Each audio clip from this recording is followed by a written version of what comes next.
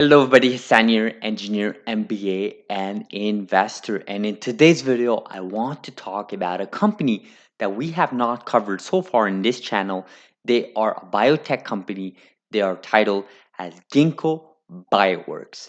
So, yesterday, beautiful Sunday, I went through my 2 3 hours walk and had the opportunity to listen to a few podcasts. And there's this podcast episode that talked about the software of life, right? And it talked a lot about Ginkgo Bioworks, but specifically Moderna, right? But the CEO of Ginkgo Bioworks, he was in that episode. And if you take a look at here, this is the episode, right? Moderna, the software of life. It's a business breakdown. Basically, they went all deep into Moderna. Obviously, everyone knows by now what Moderna is, especially if you've been vaccinated in the recent months. You know Moderna, the company. What people don't know is that they're not just a vaccine company; they're actually a platform company, right? So I took a couple of notes here.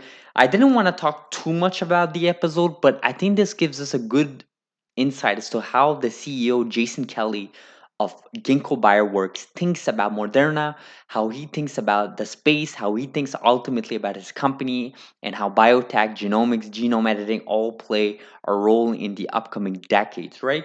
So, couple of notes here. First of all, this podcast episode was all about Moderna. Like I said, it was basically like an ad for Moderna. So for everybody there that's invested in Moderna, I think you guys should definitely watch that episode. It will definitely be useful to you. But really, Jason Kelly here talks about how automation in these newer labs that Moderna and Ginkgo Bioworks have, right? They have automation, they have robotics, they have basically efficient systems that reduces human input and increases automation efficiency and ultimately have a greater output, right? They talk about how the scale of reading DNA sequences are 1000x plus multiples, right, compared to legacy labs, right? So that's one thing you want to take a note here. So basically, the idea that they can read DNA faster, they can basically read more DNA and have more data, right? And ultimately, having more data in this space, Jason Kelly, the CEO of Ginkgo Bioworks, believes that having more data puts you in a position where you have more probability to win in this competitive space, right? So that's something we want to take note of. Also, he talked a little bit about CRISPR. Kelly talks about CRISPR. I wish he would have expanded a little bit more, but he actually talks about how CRISPR companies genome editing can actually benefit from the processes, the innovation, the technologies that Ginkgo Bioworks are offering and will be offering in the upcoming years. So that's quite an interesting collaboration to be had here. There, as far as I'm aware, no CRISPR company is actually partner up with Ginkgo Bioworks. I'm talking about the top companies that we cover in this channel. So that's something you want to keep out for. And again, Moderna is seen like a platform, right? So it's not only that they developed their own vaccine, but it also actually partnered up with AstraZeneca to have some sort of revenue licensing deal. And of course, they're sort of expecting to have future drugs approved and future business revenues and sort of building like a platform, right? Think of like a operating system, like for example Windows on your computer, right? You have Windows, you have an operating system, you have so many apps, so many companies building their application, building their use cases on top of your operating system, right? It's just like the for people from newer generation know the App Store, right? The Apple makes a revenue from all the apps, all the companies that build apps on the iPhone, right? So that's one thing you want to keep in mind. Obviously, this episode goes into the whole mRNA tech, which we won't cover because that's not the purpose of this video. But just know that the mRNA tech is not just for human therapeutics, but it could be done for recycling, could be done for lumber materials. Think of bigger rates, breaking things down. There's so many use cases there. And ultimately, guys, DNA is like code, right? I took a note here. I think this is gonna be information really good for you guys. DNA is like code, right? More DNA means more code, means more probability of being a winner, just like I stated. Ultimately, computer software is extremely limited, right? Because computer software, what we do in computer software and software systems is we transport information from one end to another, right? That's what the whole bits sequences are all about. But in biotech, in genomics, right, we are not just transform, transporting information, but we're actually transporting atoms, right? So this is the physical world, right? And that's what Kelly here talks about. He's really excited about Ginkgo Bioworks and the future endeavors because they can move atoms from one end to another, right? And that's what really the whole genomics section is all about, right? This industry is all about, people betting on, right? The idea of advancing forward humanity in a point where we can actually modify, modify and alter DNA sequences to a point where we can eradicate diseases, eradicate world hunger, increase agriculture efficiency, increase vegetation, increase livestock animals. We can do so much, right? And there's an example they talk about is Impossible Burgers, right? Obviously, everybody knows Impossible Burgers, the whole vegan movement. The idea that they can have, like, when you eat your Impossible Burger, for those who've eaten some, the Impossible Whopper, whatever it's called, is that you have this like blood feeling, right? But it's not actually blood. But the way they were able to replicate that is to sort of get a specific sequence there, right? A specific reading of the DNA, and they were able to replicate that same feeling in real life that you have with your meat, your burger, whatever it is, and have it in a way that you actually don't need to kill a cow, right? For that same feeling of blood, right? Which is really interesting, right? So that's a really small example, small application, but you can sort of transport that application to other things, to bigger things, right? So food for thought, right? So amazing episode. Highly advise you guys to watch it or to hear it.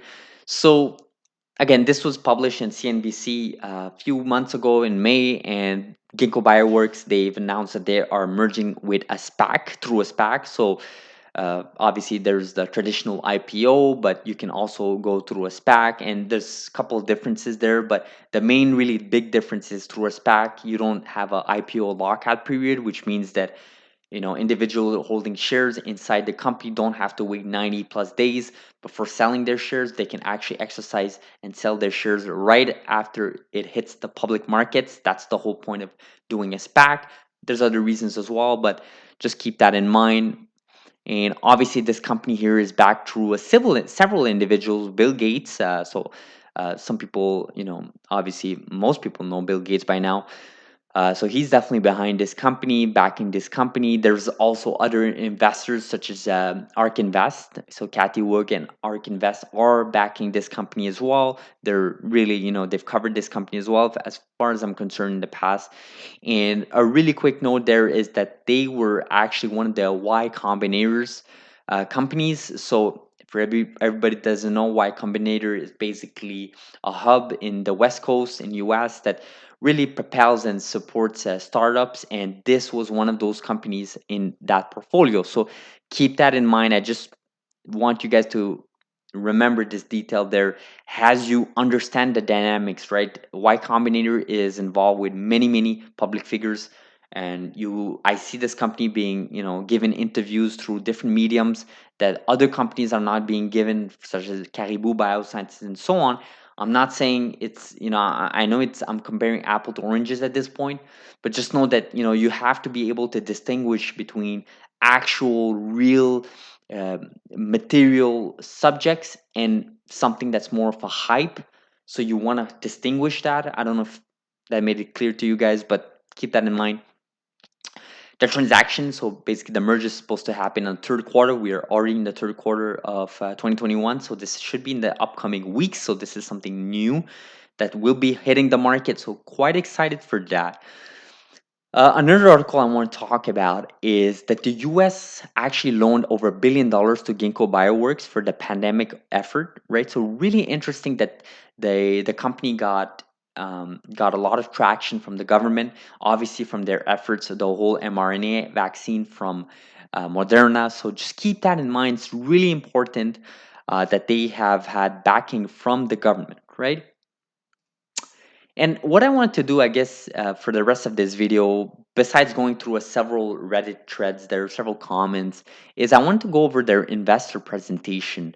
Um, the reason why I think this company could be interesting is that not only they've gotten a lot of support from different individuals such as Ark Invest, Bill Gates, and so on. But also, I think it's quite interesting that they're hitting the public markets in Q3 2021 in an era where biotech, genomics were moving forward, right? We've seen Caribou Biosciences hit the public markets.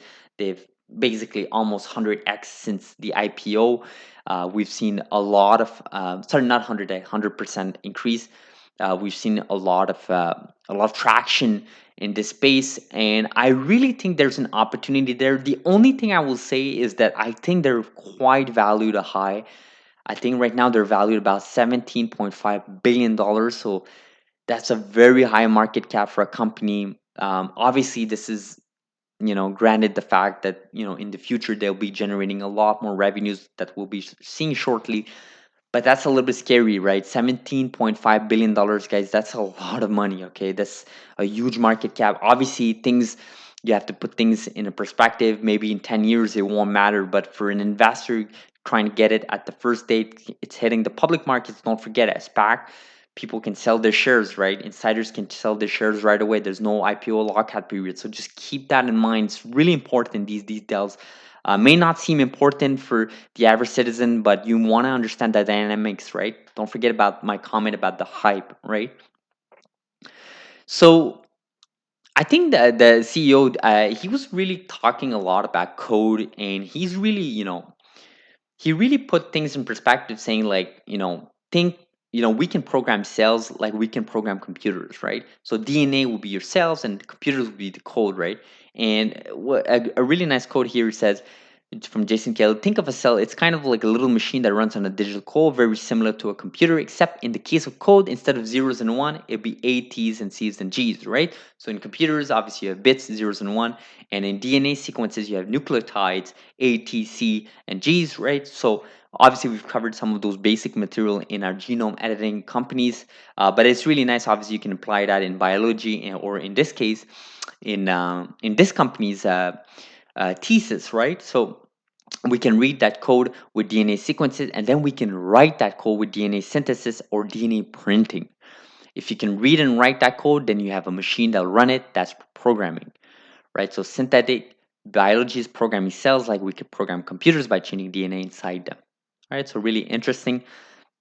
Obviously, they're starting off really hard with their vaccines. Obviously, the whole pandemic changed the landscape, not for companies only like Moderna, but also for Ginkgo Bioworks, getting those loans from the US government, getting that support from the public markets, investors, getting that hype set in. I think a lot of things have changed in biotech since the pandemic, accelerated things up. Obviously, we all know what happened with the mRNA vaccines. So, quite interesting. What's also really good is that, they're not just addressing human therapeutics, but also environmental and social issues, right? So there's obviously the whole human side of things, right? Gene and cell therapies, but there's industrials, right? Agriculture, consumer technologies, right? Plastics. We talk about pest control. We talk about sugar reduction, renewable chemicals, right? Hair care, skincare. The application is just vast, and this sort of applies a little bit to our application videos about CRISPR, right? Biotech is usually seen as, human and human therapeutics, but guys, that's just, a fraction of it. There's so many applications, right? Ultimately, it is moving atoms to atoms. We can touch literally every single thing about the physical world. I think that's what Jason Kelly was talking a lot about in his video with the weekly startups with Jason, from the weekly startups, and he being Jason Kelly, the CEO of Ginkgo Bioworks. He was saying that it's our arrogance as humans. We don't realize how big this space is, right? We don't realize how complex our DNA, around our cells around the world are, right? Just a human is made up of trillions of cells, right? It's so complex, but with complexity potentially comes with a huge total addressable market, right? So that's quite interesting. Obviously, Ginkgo is like, building a platform, right? So a really nice analogy the CEO made, as I was studying last night on this company, is that they're sort of positioning themselves like the AWS of Amazon, right? The Amazon Web Services, where they're sort of positioning themselves as like a platform where you can build programs, right? And or technology layers, like for example here Carga, Moderna. There's also the Kronos Group, the weed company in Canada, Toronto based. There's different companies here that they can integrate standard hardware and sort of wrap their software around it. And it's really interesting that they're building this platform across all industries. It's really interesting. Again, these are PowerPoint slides. Execution is another thing, but we'll see shortly that they do have a couple of customers already on their portfolio. So it is real. This is not just theory. This is not just PowerPoint pretty slides. They definitely have some traction in these markets. Design, write, and debug code. I really like how Kelly talked a lot about being able to debug, and that's what Ginkgo Bioworks are really able to do. Right, it's not just designing and writing, but also debugging that DNA code. Right, understanding what needs to be done to really get to the point wherever their customers need to be at. Right, so really interesting. Obviously, a lot of emphasis on automation in software, but also biological tools and having um, that set. So quite interesting slides here. Some great comments here from um, different industries here. They didn't really specify the actual customer name. Leadership board, Jason Kelly, obviously we talked about it. Reshma Shetty, I've sort of heard a podcast episode from her from Master Business Skills, I believe, with Reef Hoffman, the founder of LinkedIn. So she's quite on the ball as well. So really interesting leadership board. I think Jason Kelly, to me, this guy is definitely, he's young, he's energetic. I love the explanation he makes, how he puts complex terms into simple terms, and I really am interested to see what they can achieve here in the future. The founding team has been working together for nearly 20 years. These are like group of MIT grad student that got together at some point and founded this company along with other people. So it's really interesting. We believe this is that there are four steps here. Programming cells will be as impactful as programming computers. Ginkgo's platform improves with scale. Ginkgo is become the industry standard. Our value increases with each new program added to the platform, right? So their business model really depends on the scalability, right? As they get more customers, as costs decrease, they can eventually make more revenues from licensing deals, from partnerships, for even equity, potential equity from companies wanting to use Ginkgo's platform, right?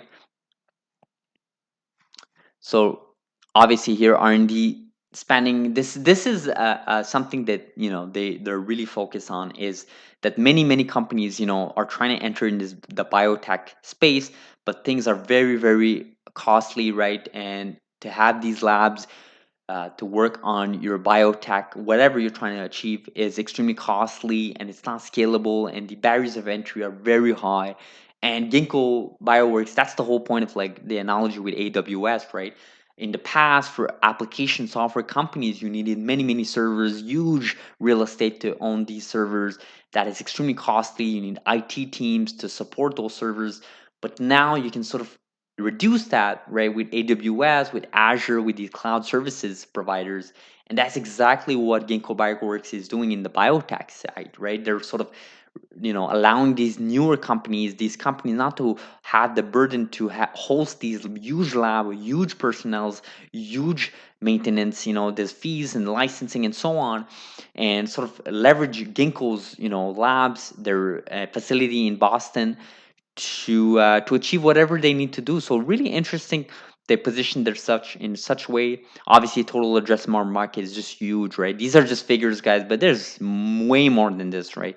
Addressable markets obviously have a pharma, biotech, food, nutrition, agriculture. These are all huge, uh, huge total addressable markets. But ultimately, a combination of all of those would be extremely big. We're talking about trillions and trillions. Um, some couple of customers, they have a Hall Chronos Group, which is obviously the cannabis industry. Moderna, obviously, you guys know, Cargill, Cortavera, and some customers here quite knowledgeable here, quite interesting that they have different verticals, right? Not just human therapeutics or just consumer and tech, but also agriculture, food and nutrition, industrial and environment. really interesting that they're into this. The foundry is basically their physical infrastructure. That's their whole automation, their robotics, their labs. That's what they want to leverage to customers.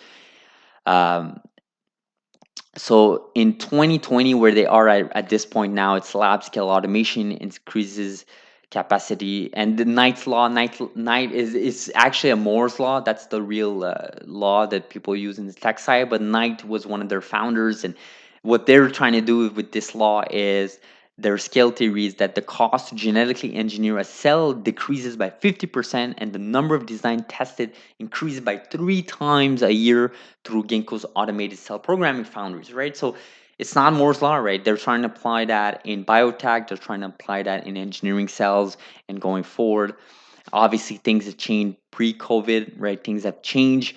Obviously, you can see that, and are changing as we speak, right? Unit cost to program cells have decreased 50% per year. That's what the Knight's Law is all about. And by 2025, we should be in 2 orders of magnitude more efficient than by hand, right? By hand is extremely inefficient.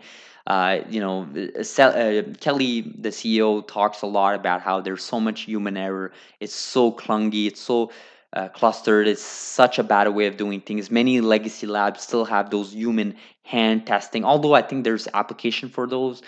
Having this system where things are automated, robotics are involved, I think is quite interesting. And it's flashy too. I think investors want something. They don't want legacy companies, right? They want newer tech, newer company leadership that's looking forward. To me, when you talk about these reducing costs, it's really interesting. Obviously the code base, right? Ginkgo has data, right, and they can scale that, and this is one of their competitive advantage long term, right? As they grow, the code base accumulates, and therefore they can run new experiments in foundry and then build new organism genetic code or biologic tools, right? So again, goes back to what we were saying earlier, right? More data means more probability to win in this competitive space of biotech, right? And a great analogy is like the Google search, right? Why can't anyone like Apple just start their own search engine 10 years ago and just beat out Google search? The simplest answer is that Google search has so much data, they've reiterated their software so much over the years that they're sort of hit that close line to perfection, and they keep improving, and that's really hard for any other company to compete with it. Even the big tech companies can't do it, so let alone smaller companies, right? So that's what Ginkgo is trying to simulate, right? And it's really interesting that they keep making those analogies to software, right? The only thing I'll say about this, I'm sure you guys are getting, maybe some of you are getting, is are they saying these analogies just to attract more investors, or do they truly mean that this is what we'll be seeing in the biotech space? Obviously, I'm a software engineer, so I love everything and anything about software, but I really love what I'm seeing there. So it's like they're talking to me directly. So food for thought, right? We design code base, we work on programs, right? So these are just repeating some of the stuff here. Virtual site goal, this is what, lower cost improves customer value proposition, more demand for more programs, more code, and then you keep decreasing costs, improve programs, get more customers involved in different verticals. Obviously, the Moderna success is the one they're mostly known about, but as they go on, they will be adopting more customers and more programs. There's a confidential customer there. Our ecosystem will support soon hundreds of new cell programs a year, right? So this is in 2021. This is where they're at right now, 23 programs a year, but they're projecting that 2022 all the way to 2025, they'll be having over 500 programs per year, right? So that's a huge number, guys. This is huge, right? Okay, 500 programs per cell, that per year, that is huge, guys. This is quite bullish. I'm quite interested. Again, it's just a projection. It is what it is, but I really like how they're calling themselves the Organism company. I still have to get my mind around how big this could be, but really interesting. Obviously, their business model, right? How customers pay upfront, right, for to use obviously the foundry system from Ginkgo, but over time they have downstream value where there's a royalty or some sort of equity deal, right, with these newer companies that partner up with Ginkgo, right? So their customers, they make one-time upfront payments, but they can make like a reoccurring payments over time. This is like the SaaS business models. Or again, it's really interesting that they sort of shifted software into the biotech atoms world, biology world. I think it's so amazing what they're doing here. Unit economics, it makes us strong. They're improving. Obviously, we've seen that from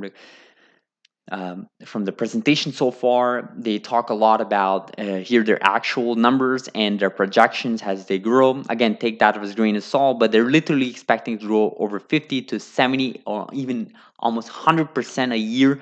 Those are huge projections, guys. Those are huge growth. I mean, that explains by the new programs per year. So if they can achieve that, guys, this is definitely they're definitely going to hit those marks. I have no doubt about it.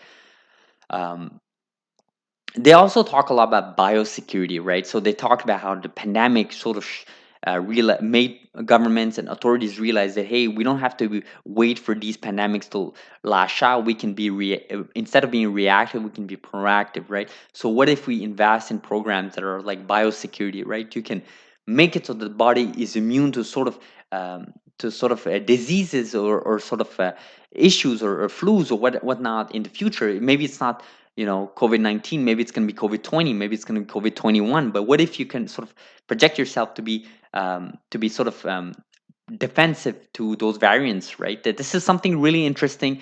They put a figure to that, but I'll leave that to you guys to figure out how big this could be. But really interesting. They keep repeating those four steps. We hope that when technology meets biology, life finds a way. We also talked about this in this channel, how life 2.0 really starts in this upcoming decade, right? We believe that wars of cancer, wars on diseases, eliminating world hunger, improving people's lifespan, improving people's life is done with biotech, is done with genomics.